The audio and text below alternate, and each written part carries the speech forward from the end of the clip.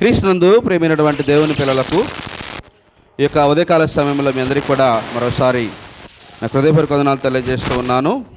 ఈరోజు ఒక ప్రాముఖ్యమైనటువంటి ఒక మంచి గొప్ప ప్రవక్త గురించి మనం లేఖనాల ద్వారా మనం నేర్చుకుందాం. దేవుని యొక్క ప్రవక్తగా ఒక మంచి రోషము కలిగినటువంటి ప్రవక్తగా ఉన్నటువంటి ఏలియా, దైవజనుడైనటువంటి ఏలియా గురించి మనము లేఖనాల ద్వారా మనం నేర్చుకుందాం. ఏలియా ఈయన ప్రవక్తగా ఉన్నప్పుడు, ఏలియా ప్రవక్త కాలంలో ఇశ్రాయేలుకి రాజుగా ఒమ్రీ కుమారుడైనటువంటి ఆహాబు రాజుగా ఉంటాడు.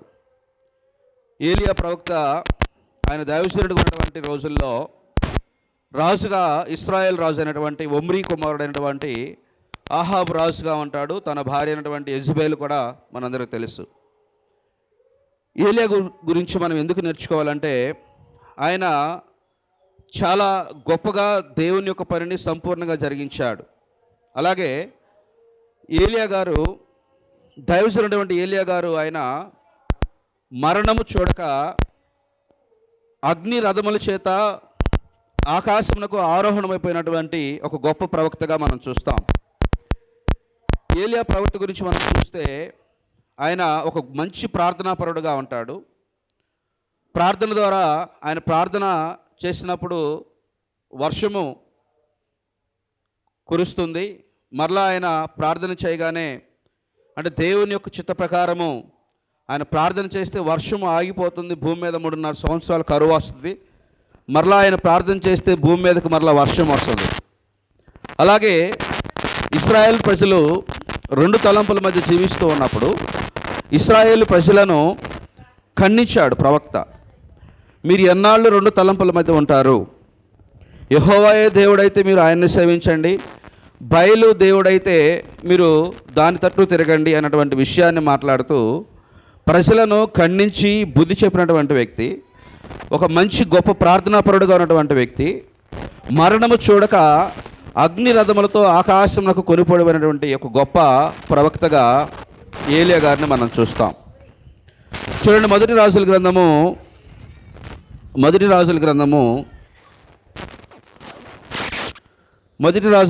17వ అధ్యాయంలో మీరు చూస్తే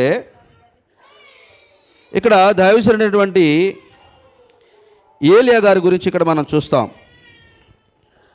మొట్టమొదటి వచనంలో, మొదటి రాజులు 17వ అధ్యాయం మొట్టమొదటి వచనంలో, అంతటా గిలాదు కాపురస్తులో సంబంధయును తిష్బీయుడైన ఏలియా ఆహాబు వద్దకు వచ్చి, యవన సన్నిధిని నేను నిలబడి ఉన్నానో, ఇశ్రాయేలు దేవుడైన యెహోవా జీవముతోడు నా మాట ప్రకారము గాక ఈ సంవత్సరంలో మంచైనను వర్షమైనను పడదని ప్రకటించును. తిష్బీయుడైనటువంటి ఏలియా ఆహాబు వద్దకు వచ్చి మాట్లాడుతూ ఉన్నాడు, నేను చెప్పిన మాట ప్రకారం జరుగుతుంది. ఎవరి విషయాన్ని మాట్లాడుతూ ఉంది? దైవజనుడైనటువంటి ఏలియా ఎవరితో మాట్లాడుతూ ఉన్నాడు? ఇశ్రాయేల్ రాజు అయినటువంటి ఆహాబుతో. ఈ ఆహాబు దగ్గరకు వచ్చి ఎందుకు మాట్లాడుతూ ఉన్నాడంటే, ఈ రాజుగా ఉన్నటువంటి ఆహాబు దేవుని దృష్టిలో దుష్టక్రియలు, బహు పాపాన్ని ఆయన చేస్తాడు.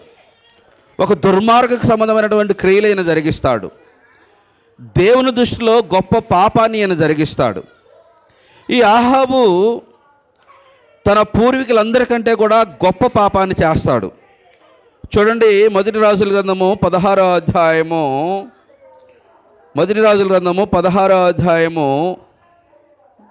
29వ వచనంలో, యోధా రాజు అయినటువంటి ఆస ఏలుబడి 38వ సంవత్సరమున ఒమ్రీ కుమారుడైన ఆహాబు ఇశ్రాయేల్ వారికి రాజై షోమ్రోనులో ఇశ్రాయేల్ వారిని 22 సంవత్సరములు ఏలెను.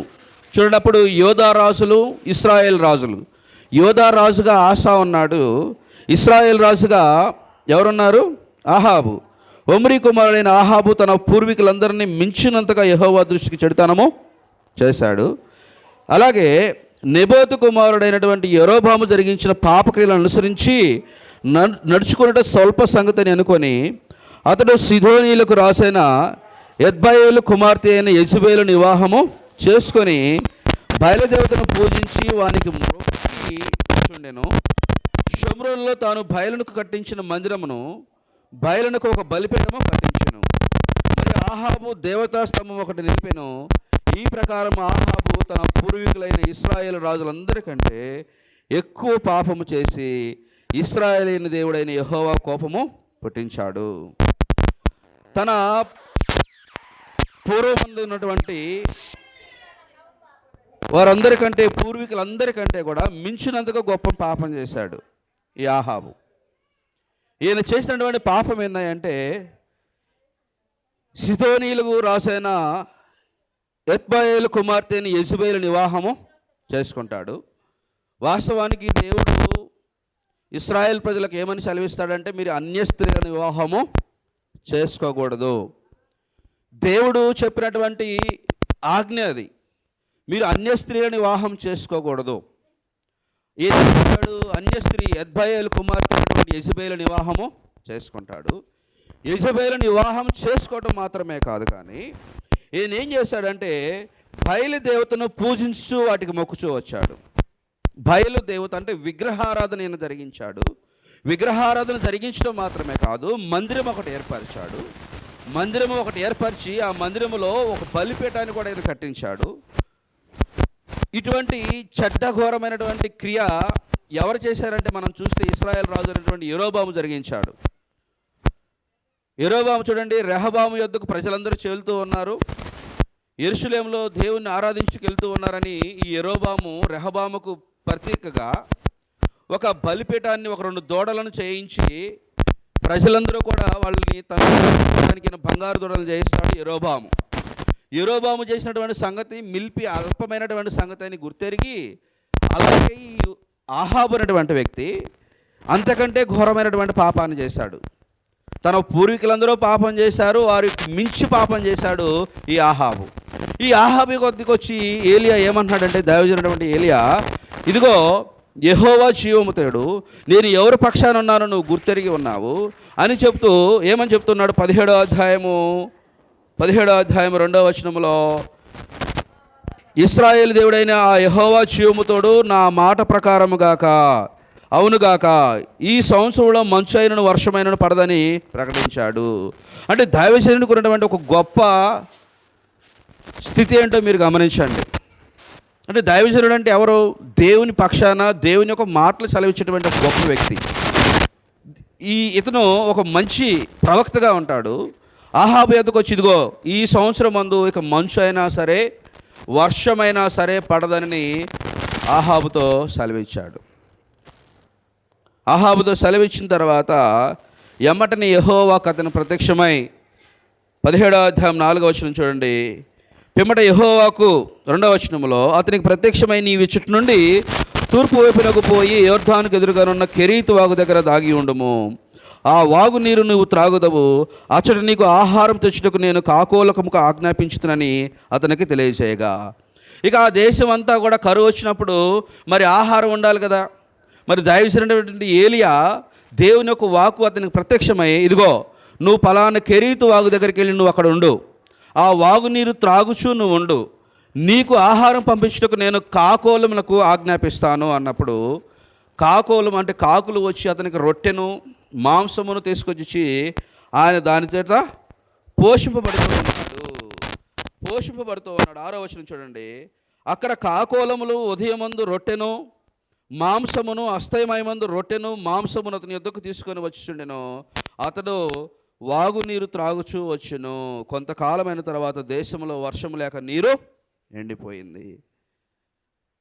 అంటే దైవసేనుడు ఏదైతే మాట సెలవిచ్చాడో ఆహాబుతో చెప్తూ ఉన్నాడు, ఇక ఈ సంవత్సరము మంచు అయినా కానీ వర్షమైనా కానీ కురవదు. అదే ప్రకారం జరిగింది. ఇక ఆ ప్రాంతంలో వర్షము లేదు, మంచు లేదు. ఇక వర్షము మంచు లేకపోతే బహు భయంకరమైనటువంటి కరువు వస్తుంది.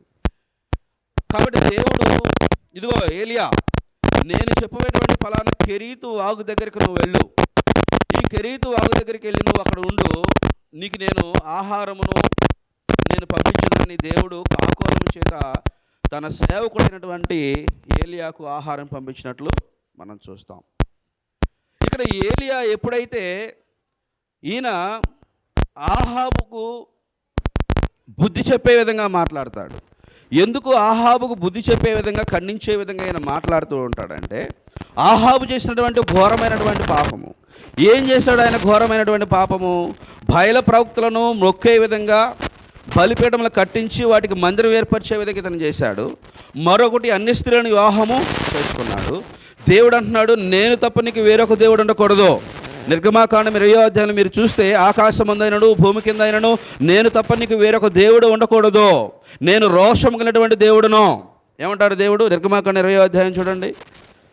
నిర్గమాకాండము 20వ అధ్యాయంలో దేవుడిచ్చినటువంటి ఆజ్ఞల్లో వాళ్ళకి ఏమని చెప్తూ ఉన్నాడంటే, 20వ అధ్యాయం 2వ వచనంలో, నేను తప్ప వేరొక దేవుడు నీకు ఉండకూడదు, పైన ఆకాశం అందే కానీ కింద భూమి అందే కానీ భూమి కింద నీళ్ళ అందే కానీ ఉండు దేని రూపమునకు విగ్రహమునైనను నీవు చేసుకొనకూడదు, వాటికి సాగిలు పడకూడదు, వాటిని పూజింపకూడదు. ఏలయనగా నీ దేవుడని యెహోవానగు నేను రోషము గల దేవుడను.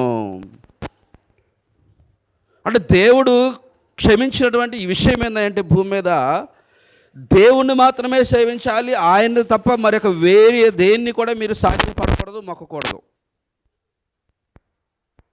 ఈనాడు మనుషుల యొక్క ఉద్దేశాలు ఎలా ఉన్నాయంటే, దేవునికి దేవుడే, లోకంలో ఉన్నటువంటి ఆచారాలు మరలా లోకంలోనే పాటించవచ్చు, తప్పేమీ కాదనుకుంటూ ఉన్నారు. కానీ దేవుడు రోషం కలిగినటువంటి దేవుడు.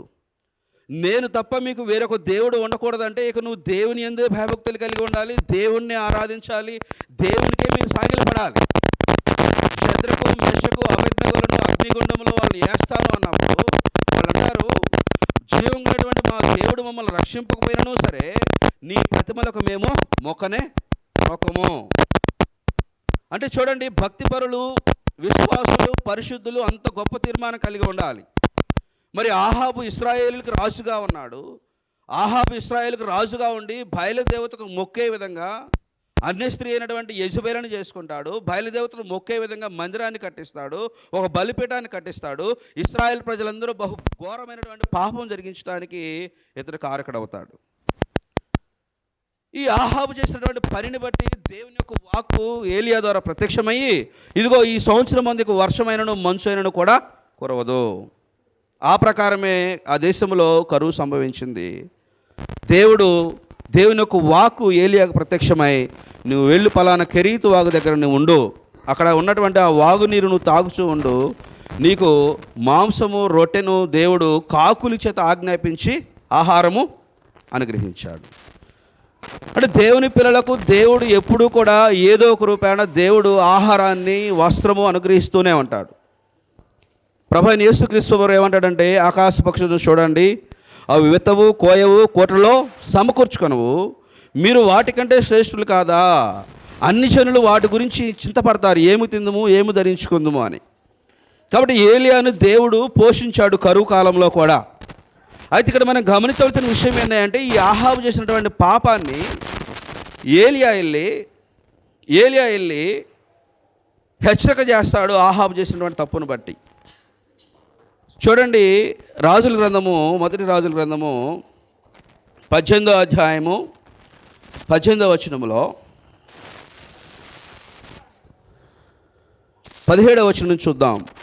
ఆహాబు ఏలియాను చూసి, ఇశ్రాయేలు వారిని శ్రమపెట్టేవాడు నీవే కావాయని అతనితో అనగా, అతడు నేను కాను, యెహోవా ఆజ్ఞలు గైకొనక బయలుదేవతను అనుసరించు నీవును నీ తండ్రి ఇంటి వారును ఇశ్రాయేలు వారిని శ్రమపెట్టువారై ఉన్నారు. ఏమంటున్నాడు? ఆహాబు రాజు యొద్దకు వెళ్ళి, నీవును నీ తండ్రి ఇంటి వారును ఇశ్రాయేలు వారిని శ్రమపెట్టువారై ఉన్నారు, యెహోవా ఆజ్ఞను గైకొనక బయలుదేవతను అనుసరించు. దేవుడు అసహించుకున్నటువంటి కార్యాలలో, దేవుడు రోషం కలిగి ద్వేషించే విషయాల్లో ఒకటేందంటే విగ్రహారాధన. దేవునికి తప్ప వేరొక దానికి మీరు మొక్కితే దేవుడు అసహించుకుంటాడు, ద్వేషిస్తాడు. ఈ ఆహాబు అదే పని జరిగించాడు. ఎప్పుడైతే కరువు సంభవిస్తూ ఉందో, ఎప్పుడైతే భయంకరమైన పరిస్థితి రాబోతూ ఉందో, ఆహాబు గమనించి ప్రవక్త అయినటువంటి ఓబద్యాను, ఇదిగో ఈ దేశం అందుకుండా నువ్వు వెళ్ళు, మన దేశంలో ఉన్నటువంటి పశువులు, కంచెరగాడిదలు ప్రాణంతో కాపాడుకున్నటకు మనకు గడ్డి దొరుకునేమో అని నువ్వు తెలుసుకొని ఓబద్యాగా ఆజ్ఞ ఇస్తాడు. 18వ అధ్యాయము 1వ వచనం నుంచి మీరు 10వ వచనం వరకు చూస్తే, ఓబద్యా వెళ్ళి ఆ మార్గం గుండా పోతూ ఉన్నప్పుడు ఏలియా అతను పడతాడు. ఈ విషయాన్ని ఏలియా అంటాడు,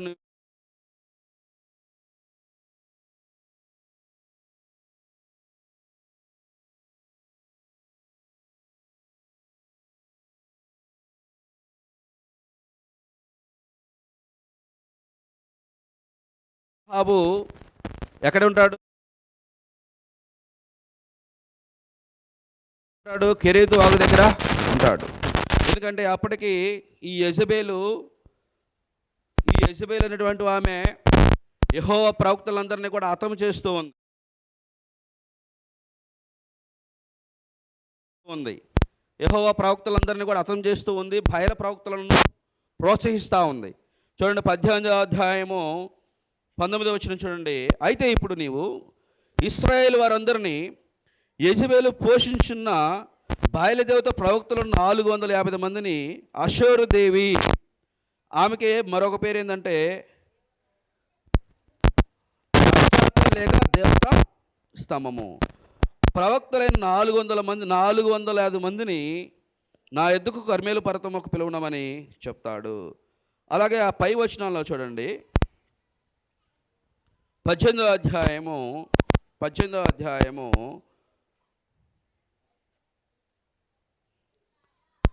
14వ వచనంలో, అప్పుడు ఆహాబు నన్ను చంపునట్లుగా నీ ఏలిన వారి దగ్గరకు పోయి నేను ఏలియా ఉన్నాడని చెప్పమని నీవు నాకు ఆజ్ఞాపించుతున్నావే అని మనవి చేయగా, ఏలియా యవన సన్నిధి నేను నిలబడి ఉన్నానో ఇశ్రాయేలు దేవుడని యెహోవా జీవముతో నిజముగా ఈ దినమున నేను ఆహాబును దర్శించుదని చెప్పాను. అతడు ఓబద్యా ఆహాబును ఎదుర్కొని పోయి ఆ వర్తమానం తెలియజేయగా ఏలియాని కలుసుకుంటే ఆహాబు బయలుదేరాడు.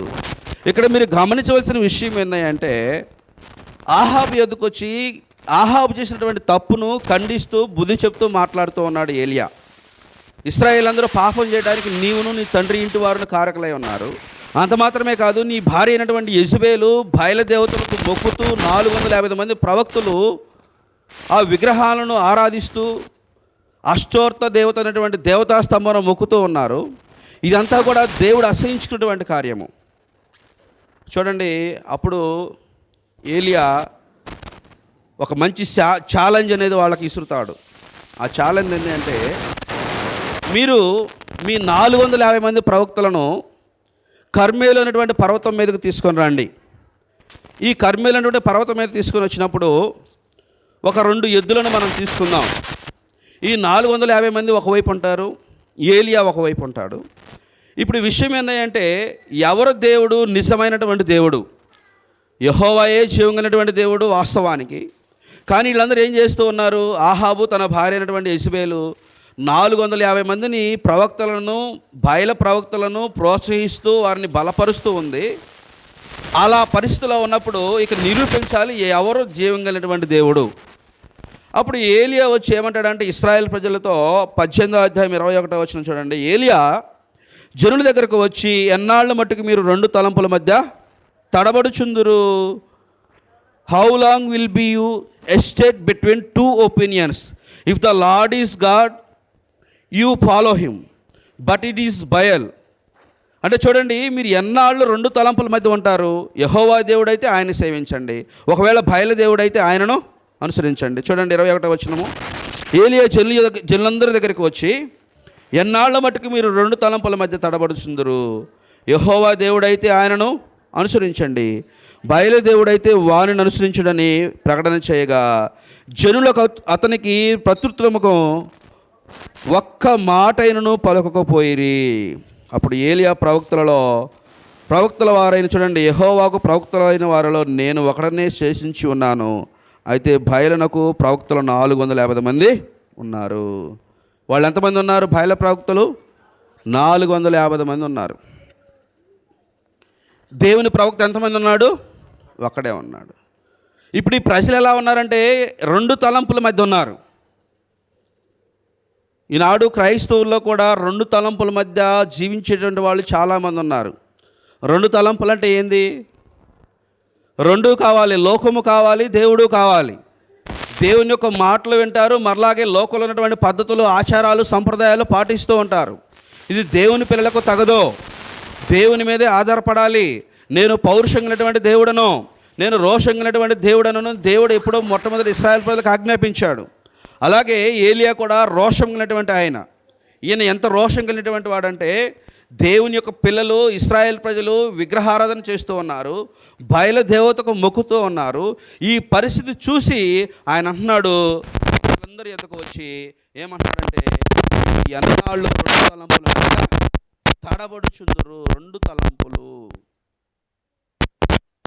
మనకుంటాయి ఆలోచనలు.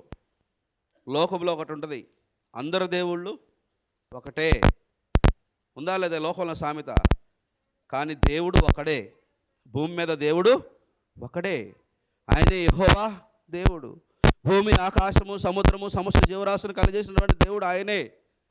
యెహోవాకు అసాధ్యమైనది ఏది కూడా లేదు. దేవుని మీదే ఆధారపడాలి. మరి వీళ్ళు ఏం చేస్తున్నారంటే, అటు దేవుణ్ణి చెవిస్తూ ఉన్నామంటున్నారు, అలాగే బయల ప్రవక్తలు ఆ బయల దేవుడికి కూడా వీళ్ళు మొక్కుతూ ఉన్నారు. కాబట్టి మీరు ఎన్నాళ్ళు రెండు తలంపుల మధ్య ఉంటారు? యెహోవా దేవుడైతే ఆయన మీదే మీరు ఆధారపడండి, లేదు బయలు దేవుడైతే మీరు ఆయన్నే మీరు సేవించండి. ఇప్పుడు దీన్ని నిరూపించాలి. నిరూపించడానికి ఏలియా ఒక విధానం చెప్తాడు, ఒక పద్ధతి చెప్తాడు. ఏంటి అంటే 22వ వచనం చూడండి. 23వ వచనంలో, మాకు 2 ఎడ్లను ఇవ్వండి, వాటిలో ఒక దానిని కోరుకొని దాన్ని తునకలుగా చేసి కింద అగ్ని ఏమి వేయకుండా దానిని కట్టెల మీద ఉంచవలను. 2వ ఎద్దును నేను సిద్ధం చేసి క్రింద అగ్ని ఏమి వేయకుండా దాని మీద కట్టెల మీద ఉంచేదను. అయితే మీరు మీ దేవుని పేరుని బట్టి ప్రార్థన చేయండి, నేనైతే యెహోవా నామమును బట్టి ప్రార్థన చేస్తాను. ఇప్పుడు ఒక 2 ఎద్దులు ఉన్నాయి. ఒక 2 ఎద్దులను తీసుకోండి, ఒక ప్రాంతంలో కట్టెలు పేర్చండి. కట్టెలు పేర్చిన తర్వాత ఆ ఎద్దును తునకలుగా చేసి ముక్కలుగా కట్ చేసి ఆ కట్టెల మీద మీరు పేర్చండి. ఎవరి దేవుడు నిజమైన దేవుడైతే ఆ దేవునికి మీరు ప్రార్థించినప్పుడు ఆకాశం నుంచి అగ్ని దిగి వచ్చి ఆ మాంసాన్ని కాల్చివేయాలి. ఇప్పుడు ఏలియా మొట్టమొదటిగా వాళ్ళకి అవకాశం ఇచ్చాడు. ఎవరికి? బయలు ప్రవక్తలకు అవకాశం ఇచ్చాడు. వీళ్ళక ఉదయం మొదలుకొని మధ్యాహ్నం వరకు ఆ ఎద్దును తునకలుగా చేసి కట్టెల మీద ఆ మాంసం అంతా పెట్టి దాని చుట్టూ తిరుగుతూ ప్రార్థన చేస్తూ కేకలు వేస్తూ ఉన్నారు. ఏమని కేకలు వేస్తూ ఉన్నారు వీళ్ళు? చూడండి 26వ వచనంలో, వారు తమకు ఇవ్వబడిన ఎద్దును తీసుకొని సిద్ధం చేసి ఉదయం మొదలుకొని మధ్యాహ్నం వరకు బయలా మా ప్రార్థన వినమని బయల పేరును బట్టి ప్రార్థన చేసిరు, కానీ ఒక మాట అయినను ప్రత్యుత్తమిచ్చేవాడు లేకపోయిను. వారు తాము చేసిన బలిపీఠం మీద గంతులు వేయడం మొదలుపెట్టారు. ఏం చేయడం మొదలుపెట్టారంట? గంతులు వేయడం మొదలుపెట్టారు. ఎంతమంది ఇల్లు? 450 మంది. ఇక ఏం చేశారంటే, ఇప్పుడు ఏం కావాలి? వీళ్ళు చేసే ప్రార్థనకి ఏం జరగాలి? ఆకాశం నుంచి అగ్ని వచ్చి ఆ మాంసాన్ని కాల్చివేయాలి. మరి ఇప్పుడు నిజమైనటువంటి దేవుడు ఎవరు? యెహోవా దేవుడు. మరి ఇప్పుడు ఈ బయల దేవుడు అనేటువంటి ఈ బయల ప్రవక్తలు, ఈ బయల దేవుడు అంటే అది విగ్రహము, అది అష్టోరత దేవతా స్తంభము, అంటే అది నిర్జీవమైనది, దాంట్లో జీవము లేదు, వాటికి మేలు చేయటం రాదు, వాటికి కీడి చేయటం రాదు. కాబట్టి వీళ్ళు ఏం చేస్తున్నారంటే ఉదయం మొదలుకొని మధ్యాహ్నం వరకు దానికి ఏం చేస్తూ ఉన్నారంటే ప్రార్థన చేయడం మొదలుపెట్టారు, ఇంకా కేకలు వేస్తూ ఉన్నారు. అప్పుడు ఏలియా ఏమంటున్నాడో చూడండి 26వ వచనంలో 27వ వచనంలో, మధ్యాహ్నం కాగా ఏలియా వాడు దేవుడై ఉన్నాడా? పెద్ద కేకలేయండి. ఒకవేళ ధ్యానం చేయించున్నాడేమో, దూరం ఉన్నాడేమో, ప్రయాణం చేయించున్నాడేమో, వాడు నిద్రపోచున్నాడేమో, మీరు ఒకవేళ లేపవలసి ఉన్నదేమో అని అపహాసం చేయగా. ఈనాడు మనుషుల పరిస్థితి కూడా అలాగే ఉంది. విగ్రహారాధన అనేది దేవుడు అసహించుకునేటువంటి కార్యము. విగ్రహారాధనకు మీరు దూరంగా పోండి అని దేవుడు చెప్పాడు.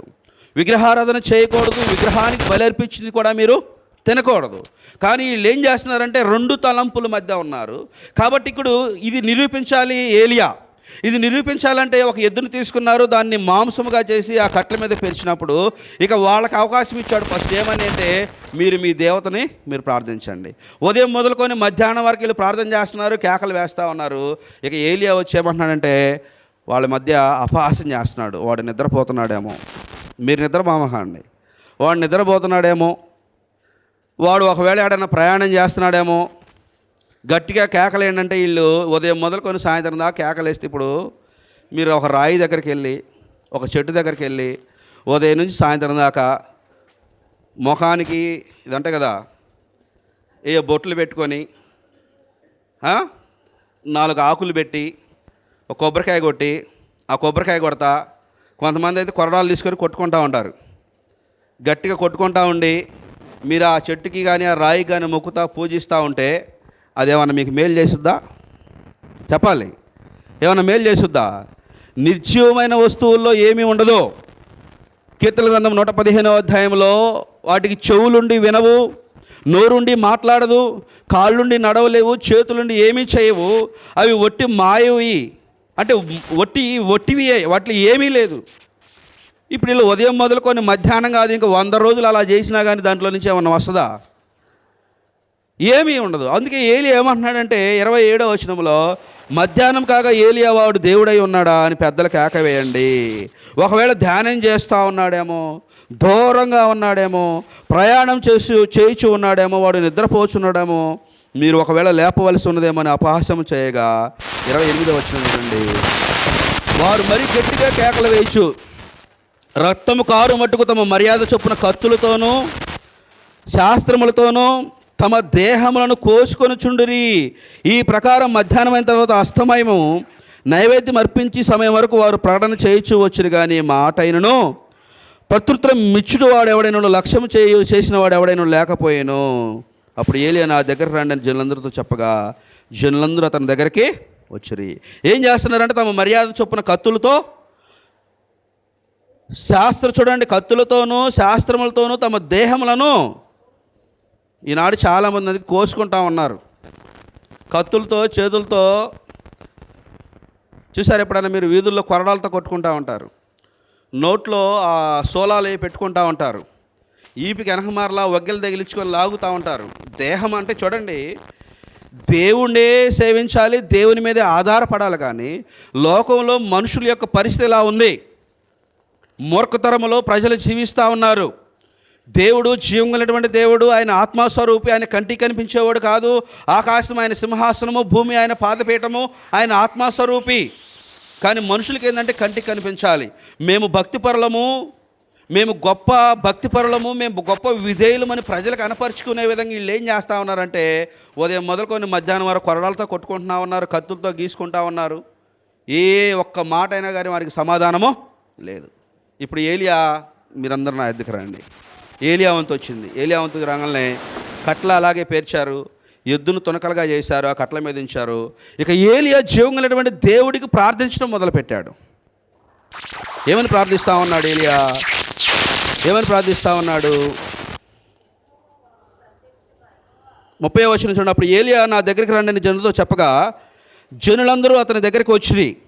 అతను క్రింద పడదేయబడి ఉన్న ఒక యెహోవాకు బలిపీఠం బాగు చేసి, యెహోవాకు ప్రత్యక్షమై నీ నామమున ఇశ్రాయేలునని వాగ్దానము నొందిన యాకోబు సంతతి గోత్రముల లెక్క చొప్పున 12 రాళ్లను తీసుకొని ఆ రాళ్ల చేత యెహోవా నామమున ఒక బలిపీఠం కట్టించి దాని చుట్టూ 2 మానికల గింజలు పట్టునంత లోతుగా కందకం ఒకటి తవ్వించి కట్టెలను క్రమంగా పేర్చి ఎద్దును తునకలుగా కోసి ఆ కట్టెల మీద ఉంచి జనులు చూచుండగా మీరు 4 తొట్టల నిండా నీళ్లు నింపుడని దహన బలి పశు మాంసం మీద కట్టెల మీద పోయడని చెప్పాను.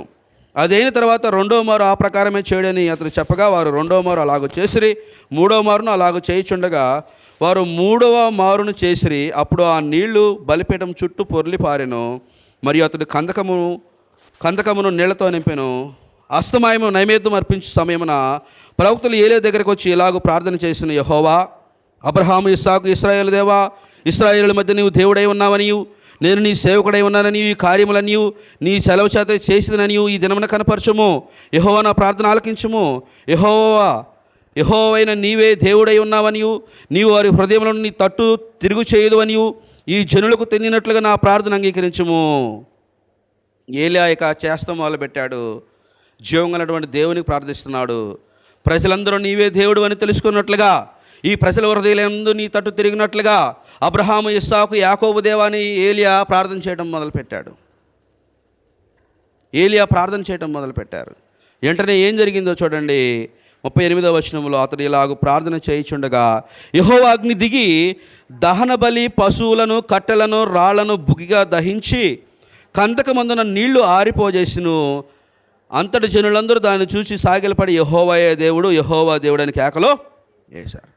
ఇందాక 2 తలంపుల మధ్య ఉన్నప్పుడు వాళ్ళు ఏమన్నా మాట ప్రత్యుత్తరం ఇచ్చారా? ఏమీ చెప్పలా.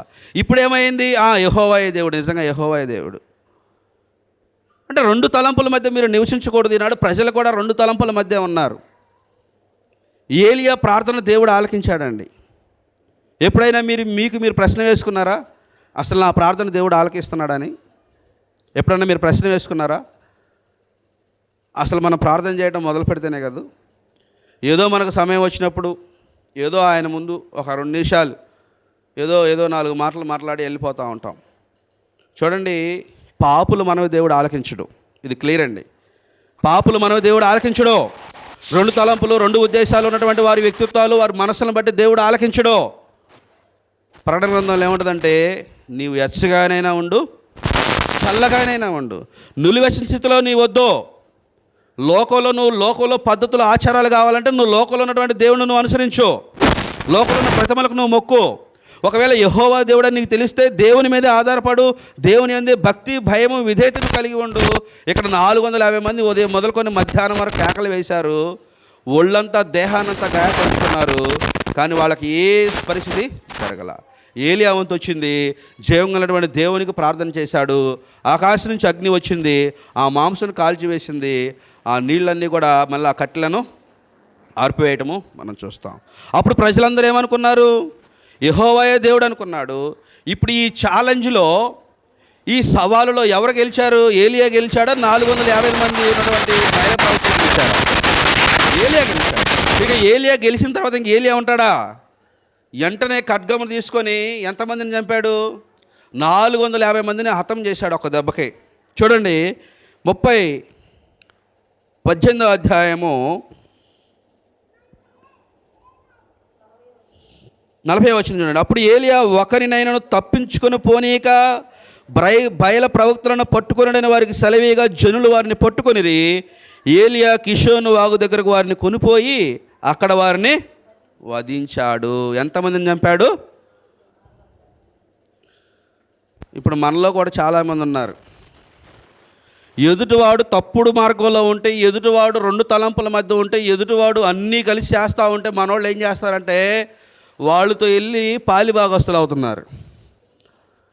తప్పు చేసిన వాడిని ఖండించాలి, బుద్ధి చెప్పవలసింది పోయి, పాపం చేసేటువంటి వాళ్ళకి, తప్పుడు మార్గంలో ఉన్నటువంటి వారికి బుద్ధి చెప్పవలసింది పోయి వాళ్ళ క్రియల్లో వెళ్ళి పాలిభాగస్తులు అవుతూ ఉన్నారు.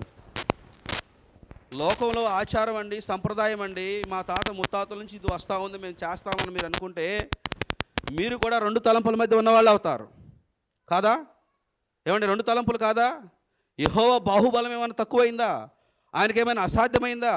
ఇశ్రాయేలులో వాళ్ళకి దేవుడు ఆహారం ఇచ్చాడు, బండ నుండి నీళ్లను రప్పించాడు, ఎర్ర సముద్రం 2 పాయలుగా చీలినట్లుగా వాళ్ళని ఎర్ర సముద్రం నడిపింపజేశాడు. అంటే దేవుడు ఏదైనా చేయగినటువంటి సామర్థ్యం కలిగినటువంటి వాడు. దేవునికి అసాధ్యమైనది ఏదీ లేదు. దేవుని పిల్లలు దేవుని మీద మాత్రమే ఆధారపడాలి. ఇది ప్రతి ఒక్కరూ తెలుసుకోవాలి. అది నిరూపించబడింది. వెంటనే ఏలియా 450 మంది బయల ప్రవక్తలను ఆ వాగు దగ్గర తీసుకెళ్ళి ఏం చేశాడంట? వధించాడు. వధించడం అంటే ఏంది? ఇక కత్తి తీసుకొని వారిని చంపటం.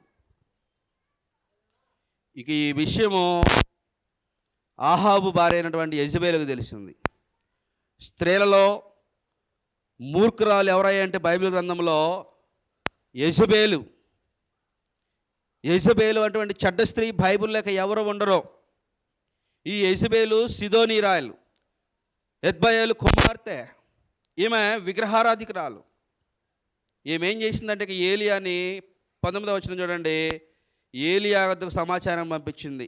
నేడు నీ ప్రాణము నేను కూడా ఇలాగే చేస్తాను అన్న మాట ఏలియాకి వినపడంగానే ఏలియా తప్పించుకొని ఒక ప్రాంతానికి వెళ్తాడు.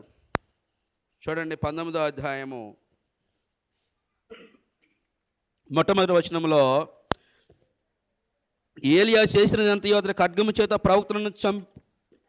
ప్రవక్తలందరినీ చంపించిన సంగతియు ఆహాబు యెజబెలునకు తెలియజెప్పగా, యెజబెలు ఒక దూత చేత ఏలియాకి ఇలాగ వర్తమానం పంపించును.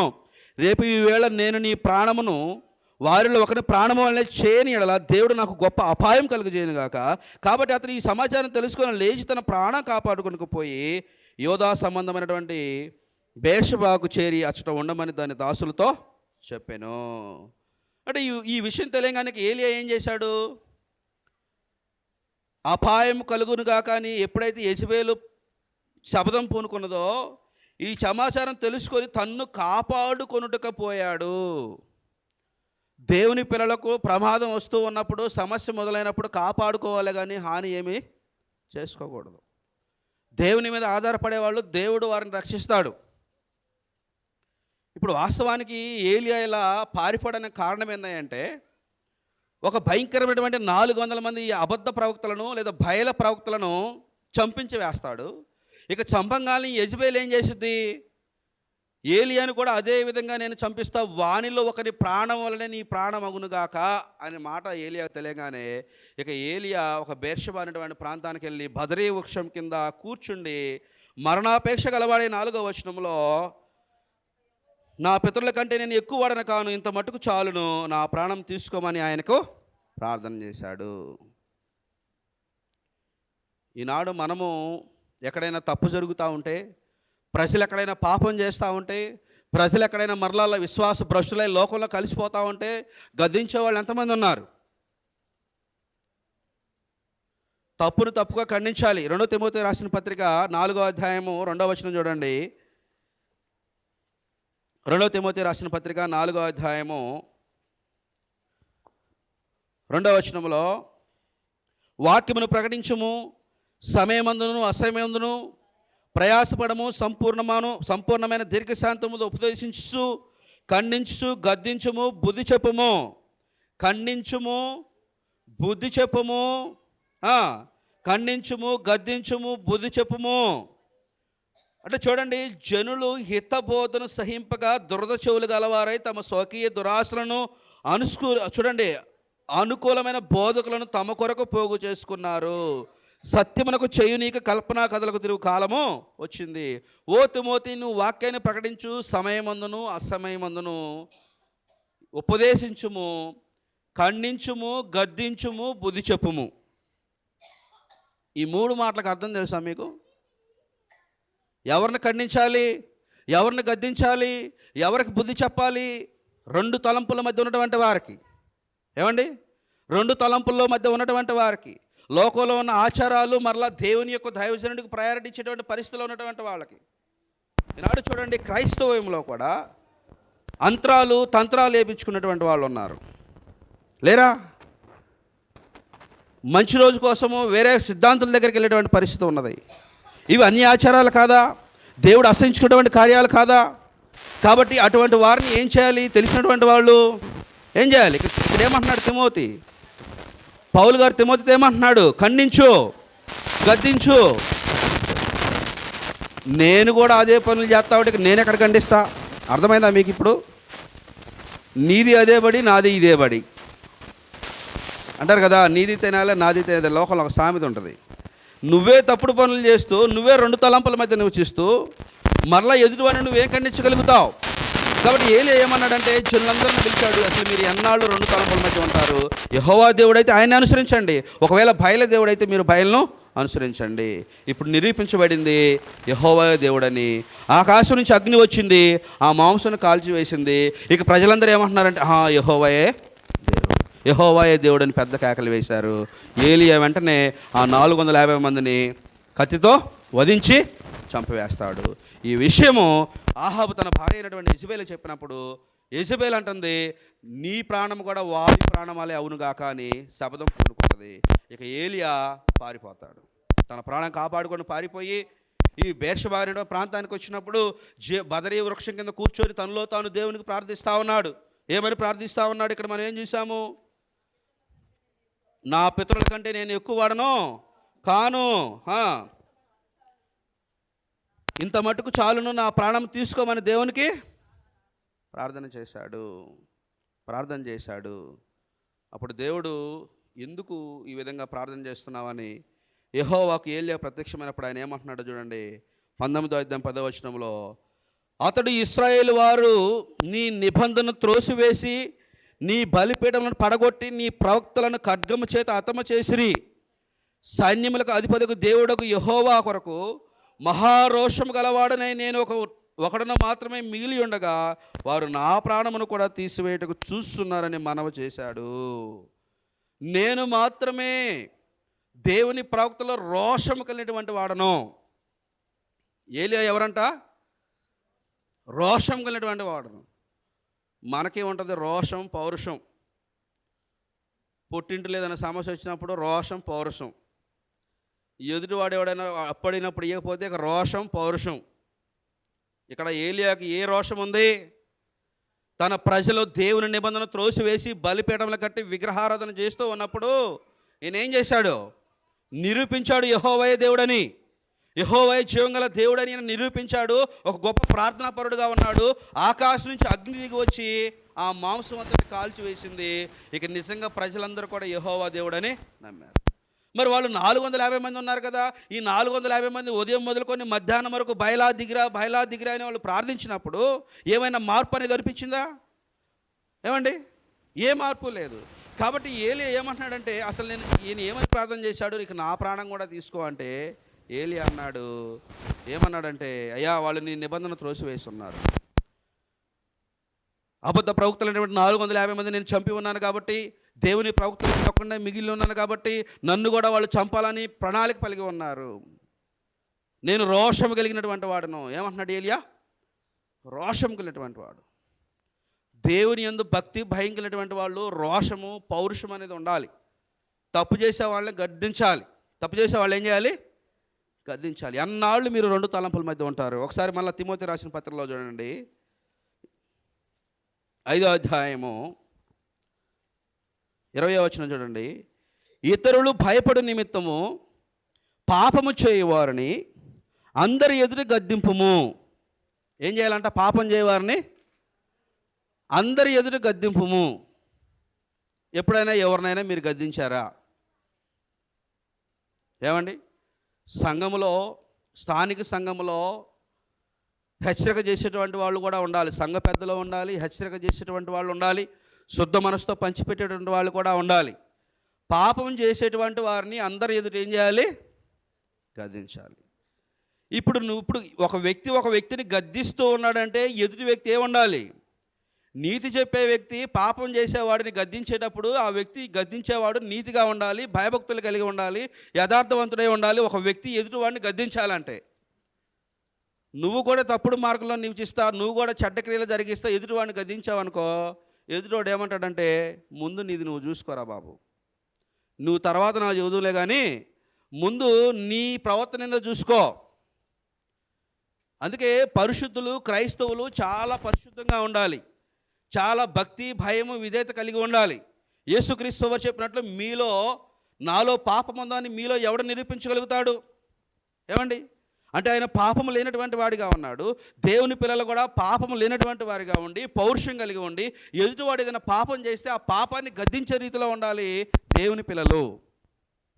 అందుకే అంటున్నాడు పౌలు గారు తిమోతితో, ఏమంటున్నాడంటే, ఇతరులు భయపడే నిమిత్తము పాపం చేయవారిని అందరి ఎదుట గద్దించుము అని చెప్తూ, విరోధ బుద్ధితోనైనను పక్షపాతము లేదనను ఏమీ చేయక నేను చెప్పిన ఈ సంగతుల గైకొన వల్లని దేవుని ఎదుటను క్రీస్తు ఎదుటను ఏర్పరచబడిన దేవదూతల ఎదుటను నీకు ఆనబెట్టి చెప్పుచున్నాను, త్వరపడి ఎవని మీదైనను హస్తనిక్షేపము చేయకము, పరుల పాపములో పాలువాడై ఉండొద్దు, నీవు పవిత్రుడిగా ఉన్నట్లు పరుల పాపములో పాలువాడై ఉండొద్దు.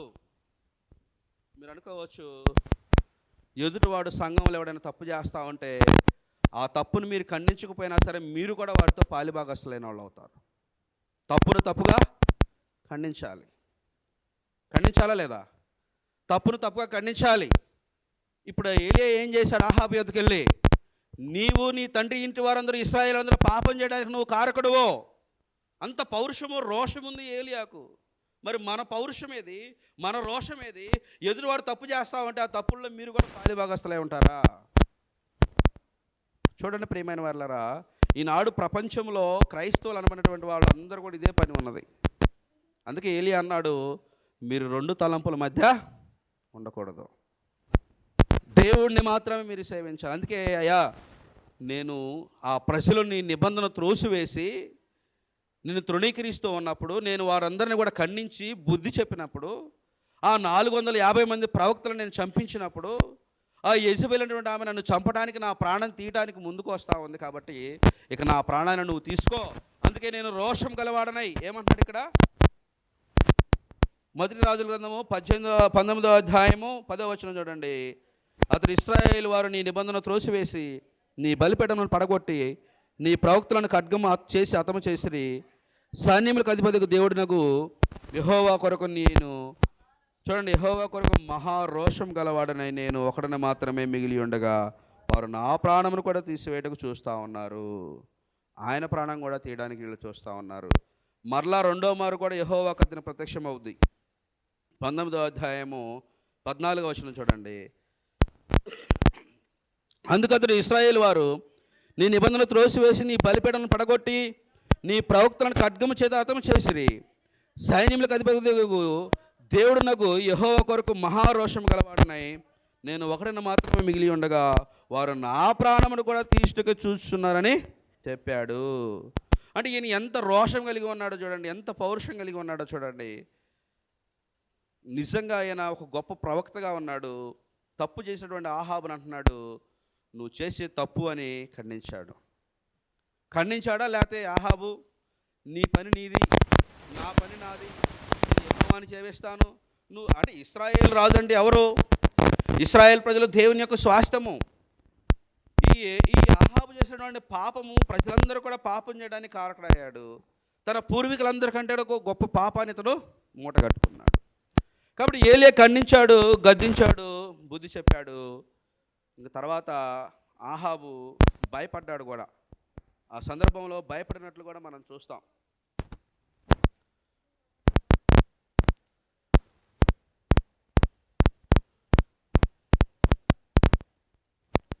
చూడండి,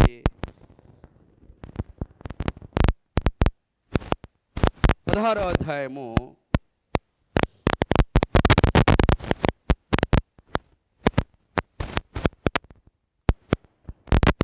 21వ అధ్యాయం 29వ వచనం చూడండి. ఆహాబు నాకు భయపడి వినయముగా ప్రవర్తించుట చూచితివా?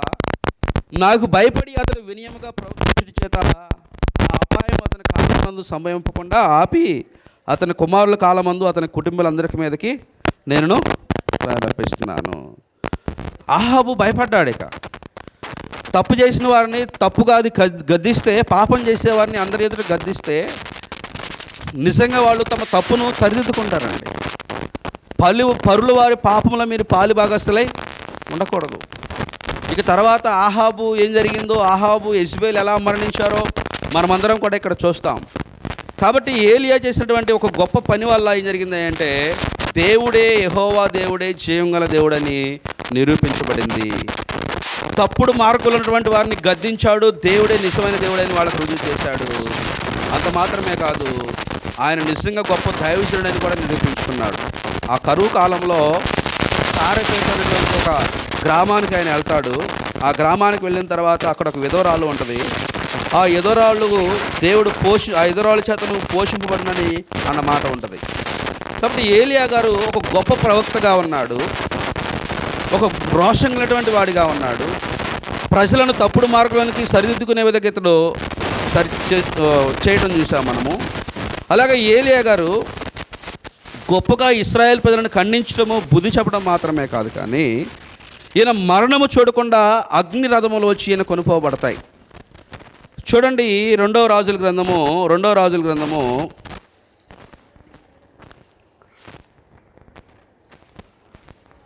2వ అధ్యాయము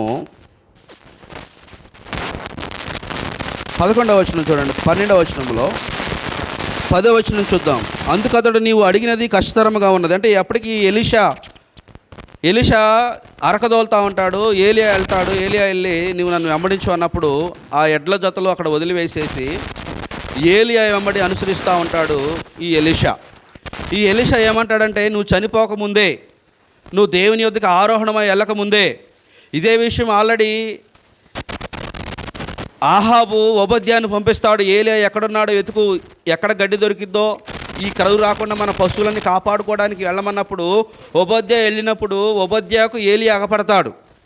ఏలియా అగపడిన తర్వాత ఏలియా అంటాడు, నువ్వు ఈ విషయాన్ని వెళ్ళి నేను నీకు అగపడ్డాను, ఈ సంగతి నువ్వు ఆహాబుతో చెప్పమన్నప్పుడు ఓబద్యా ఏమంటాడంటే, నేను వెళ్ళి ఈ సంగతి ఆహాబుతో చెప్తే నేను చెప్పిన తర్వాత మరలా నువ్వు ఆకాశానికి ఆరోహణమై వెళ్ళిపోతావు, నువ్వు మరలా కనపడవు, నువ్వు కనబడినప్పుడు మరలా ఈ ఆహాబు ఏం చేస్తాడు, నన్ను చంపివేస్తాడు.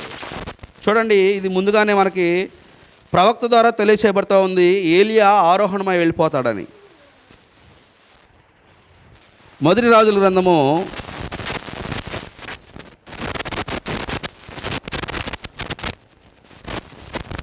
18వ అధ్యాయం 12వ వచనం చూడండి. అయితే నేను నీ యొద్ద నుండి పోవు క్షణమందే యెహోవాత్మ నాకు తెలియని స్థలమునకు నిన్ను కొంచుపోవును. అప్పుడు నేను పోయి ఆహాబునకు వర్తమానం తెలియజెప్పిన తర్వాత నీవు అతనికి కనబడినడలా అతడు నన్ను చంపివేయును.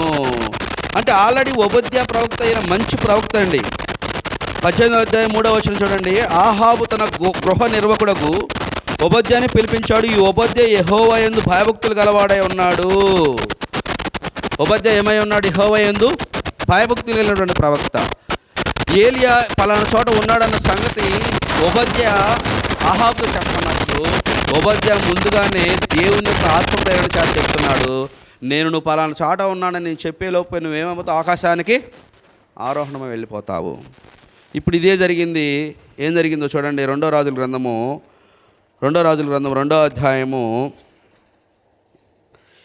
ఎలీషా ఉంటాడు, ఎలీషా ఏర్పరచుకుంటాడు.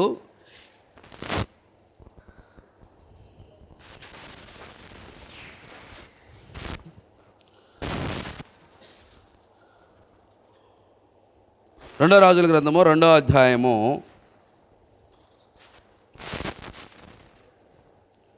10వ వచనం చూడండి. అందుకు అతడు ఎలీషా అడుగుతున్నాడు,